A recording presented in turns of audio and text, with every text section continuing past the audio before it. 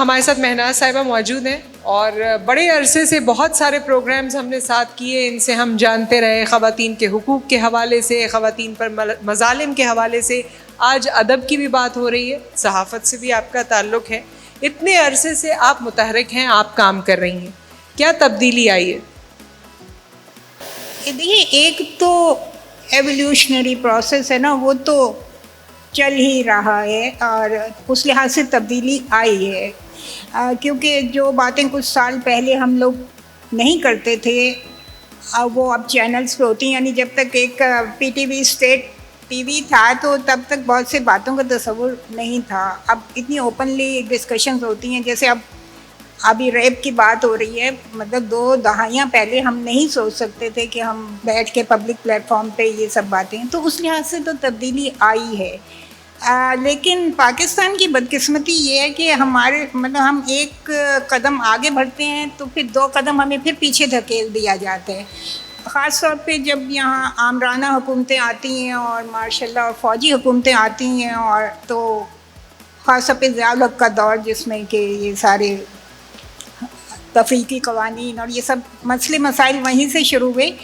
On the whole اگر ادب اور سماج میں عورت کے علاوہ مردوں کا بھی، میں یہ سمجھتی ہوں کہ میرا تعلق عورتوں اور مردوں کے اس گروپ سے ہے جو ادب برائے زندگی کا قائل رہا ہے شروع سے.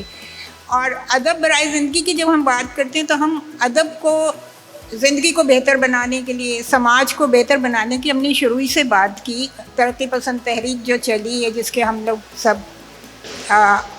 شامل تھے اس میں، اور ابھی بھی اپنے طور پہ ہیں، لیکن اس میں بھی ادب کی جو پروگریسو تحریک تھی وہ بھی بس یہیں تک تھی کہ بھئی معاشرے میں مزدوروں کے حالات بہتر ہو جائیں گے، کسانوں کے حالات بہتر ہو جائیں گے تو عورتوں کے بھی حالات بہتر ہو جائیں گے.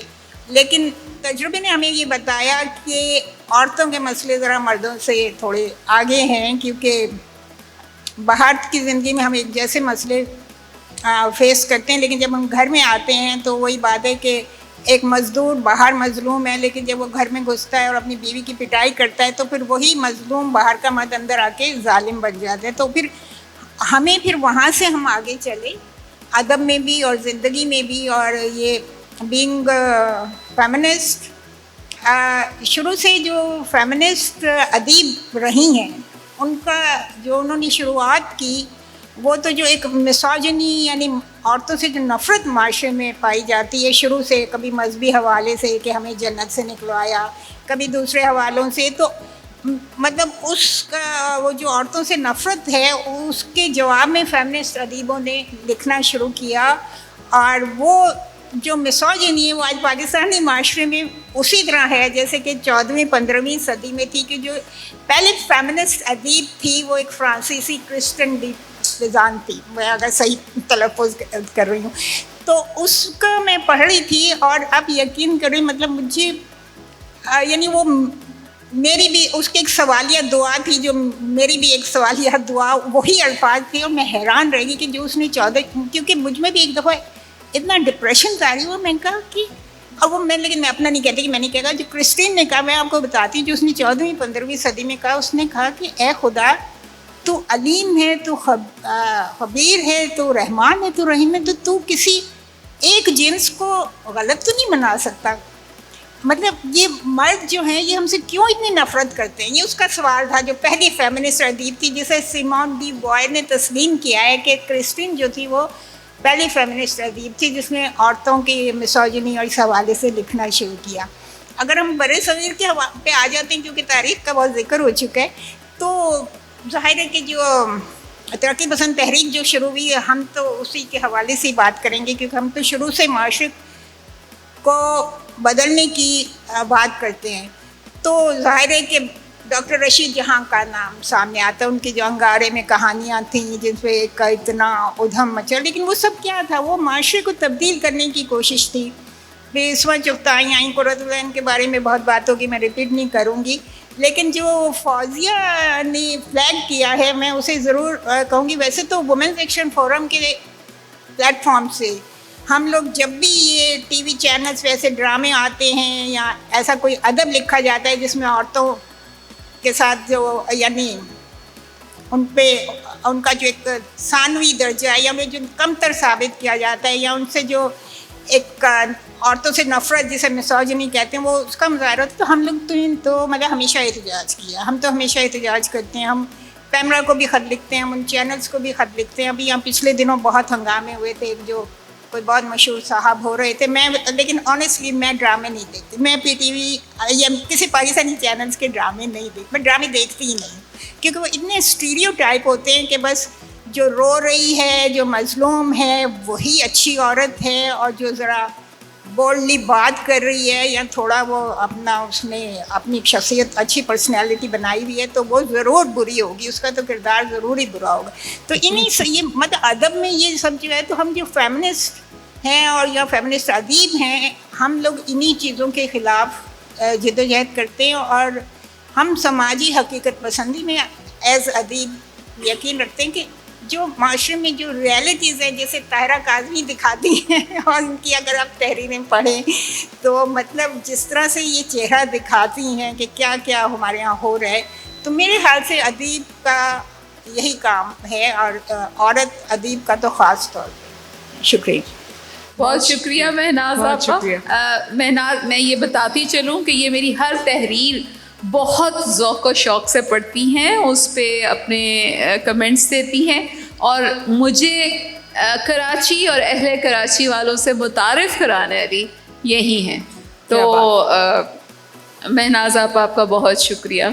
ابھی انہوں نے کچھ سوالات اجاگر کیے ہیں جو میں آپ سے کچھ دیر بعد ضرور پوچھوں گی, لیکن اس سے پہلے یاسمین حمید صاحبہ ہمارے ساتھ موجود ہیں. سب سے پہلے تو میں آپ کے انتظار کرنے کے لیے شکر گزار ہوں, کافی دیر آپ نے انتظار کیا, اور اسی بات کو آگے بڑھائیں گے ادب کے حوالے سے جو ہماری پہلے بھی ہو رہی تھی. ایک تو یہ کہ ادب کو جب آپ اس کا جائزہ لیتے ہیں تو کس طریقے سے ادب نے اپنے آپ کو مختلف شکلوں میں ڈھالا ہے, اور کیا آپ سمجھتی ہیں کہ ادب کا جو ہم سنتے رہے ہیں رینیسانس سے لے کر تحریک پاکستان تک, ہم ہر چیز میں دیکھتے ہیں, ہر ایونٹ میں دیکھتے ہیں کہ جی ادب کی ایک خاصیت رہی, ادب کا ایک رول رہا, وہ رول اب بھی باقی ہے یا اب اس طرح سے ادب کو نہیں سمجھا جاتا, نہیں ایکسیپٹ کیا جاتا؟ نصرت شکریہ. جو آج کا موضوع ہے وہ ہے ادب اور سماج میں عورت کا کردار پچھلے 100 برس کا جائزہ. جو موضوع جس پر ہم بات کر رہے ہیں اور اس مختلف جو کئی رخ جو ہے ہم نے دیکھے اور کئی مختلف لوگوں کی باتیں جس طرح سے وہ سمجھتے ہیں سماج میں جو کچھ ہو رہا ہے, تو میں بات ذرا سی جو ہے وہ دوسرے رخ سے کروں گی. اور میں یہ سمجھتی ہوں کہ پچھلے 100 سال ہیں, بلکہ 100 برس سے تھوڑا سا زیادہ, پوری 20ویں صدی کو اس میں شامل کر لیجئے, یہ بہت فعال وقت ہے, یہ اچھا وقت ہے.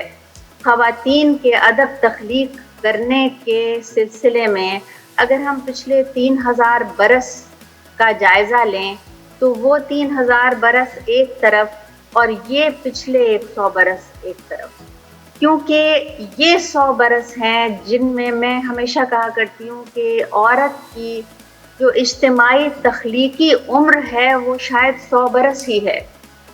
اور اجتماعی یعنی عورت کو اجازت ملی اپنے نام سے اپنا اظہار کرنے کی, اور اس نے یہ کام جو ہے جب شروع کیا اور پھر اس پچھلی صدی کے نصف کے بعد تو اس میں تیزی آئی, تو یہ ہمیں اس کو ایک مثبت طریقے سے بھی جو ہے وہ دیکھا جا سکتا ہے, اور بلکہ دیکھنا چاہیے. اور میں اس کا تھوڑا سا جائزہ لوں گی کہ ادب میں کس طرح سے عورت کی موجودگی, عورت کے لفظ کی, عورت کی تخلیق کی موجودگی نے ادب میں کیا تبدیلی پیدا کی, اس کو کس طرح ثروت مند کیا, اس میں کیا کچھ جو ہے شامل ہوا جو پہلے نہیں تھا. ہم دیکھتے ہیں کہ صرف ہمارے ہاں ہی نہیں, یعنی یہ اردو ادب کا ہی مسئلہ نہیں ہے, دنیا کی دوسری زبانوں میں بھی اب یعنی جو ممالک ترقی یافتہ ممالک ہیں اور وہ کہلاتے ہیں, وہاں پر بھی یعنی جین آسٹن کی جیسے بات ہوئی, تو جین آسٹن کا جو नावल है प्राइड एंड प्रेजुडिस, वो उनके लिखने के 16-17 बरस के बाद शाया हुआ। 100 बरस के बाद लोग उसको 100-150 बरस के बाद उसको बहुत बड़ा और तकरीबन सबसे बड़े जो 2 नावल कहे जाते थे उनमें से एक जो करार दिया गया।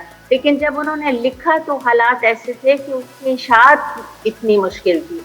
एमिली डिकिंसन अमेरिकन हैं जो अपनी ज़िंदगी में अब उनकी वो अहम तरीन जो ख़वातीन शुअरा हैं उनमें शामिल होती हैं, उनको अपनी शायरी को छपवाने में दिक्कत होती थी। तो हमारे यहाँ ही नहीं बल्कि पूरी दुनिया में कई मिसालें ऐसी दिखती हुई हैं। हमारे यहाँ भी यही सूरत हाल थी।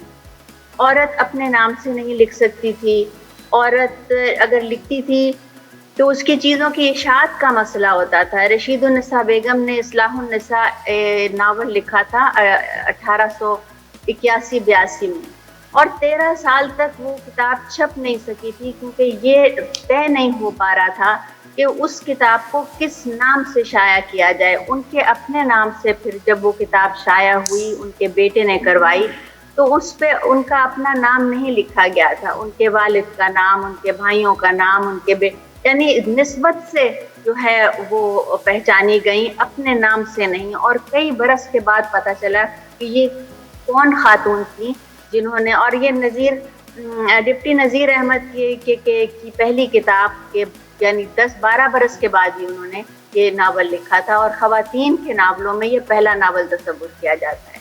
तो ख़वातीन के लिए वो बड़ा मुश्किल वक्त था। ज़ेख़ शीन ने भी जब लिखना शुरू किया तो एक मुश्किल वक्त में, लेकिन बाद में जिस तरह हालात तब्दील हुए तो ख़वातीन ने आहिस्ता आहिस्ता जो है वो तब्दीली आई। ख़वातीन के लिए रिसाले जो है वो शुरू किए गए। बहुत से अहम नाम हैं, यानी इसमें राशिदुल खैरी का नाम भी है, लेकिन बड़ा अहम नाम मोहम्मदी बेगम का नाम है।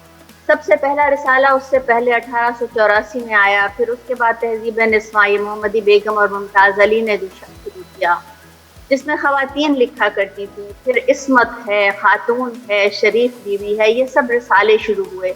और फिर ज़ेख़ शीन ने जो है उनकी शायरी भी बाद में दरियाफ्त हुई। उस वक्त लिखती थी वो, लेकिन ज़्यादा उसका चर्चा उस वक्त नहीं होता था। वो अपने नाम से भी नहीं लिखती थी, वो 3 मुख्तलिफ नामों से लिखा करती थी। खैर, ये चीज़ें जो हैं ये आहिस्ता आहिस्ता तब्दील हुई। इसमें नस्र निगार जो है वो अव्वलियत उनकी है। तो नस्र निगार ख़वातीन हैं जैसे नज़र सज्जाद हैं, रशीद जहाँ हैं। रशीद जहाँ के बाद रशीद जहाँ बहुत अहम खातून हैं इस सिलसिले में, अंगारे ग्रुप की भी वो अहम रुकन हैं। फिर इस्मत चुगताई हैं, और फिर उफ़रतुलैन हैदर, और बाद में और बहुत सी ख़वातीन आई हैं, और जो पाकिस्तान बनने के बाद पाकिस्तान में भी और हिंदुस्तान में अलग अलग जिनके नाम लिए जा सकते हैं। इन नामों को मैं उसको थोड़ा सा जायज़ा लेंगे अगर वक्त हुआ, लेकिन मैं ये कहना चाहती हूँ, जो बात मैं करना चाहती हूँ, कि जब ख़वातीन ने लिखना शुरू किया और शेर भी कहना शुरू किए और फिर अपने नाम से उनकी चीज़ें शाया हुई, तो जिस तरह से अदब में जो चीज़ें शामिल हुई उन ख़वातीन की तहरीरों की वजह से, वो अहम हैं। हमें उनकी बात भी करनी चाहिए।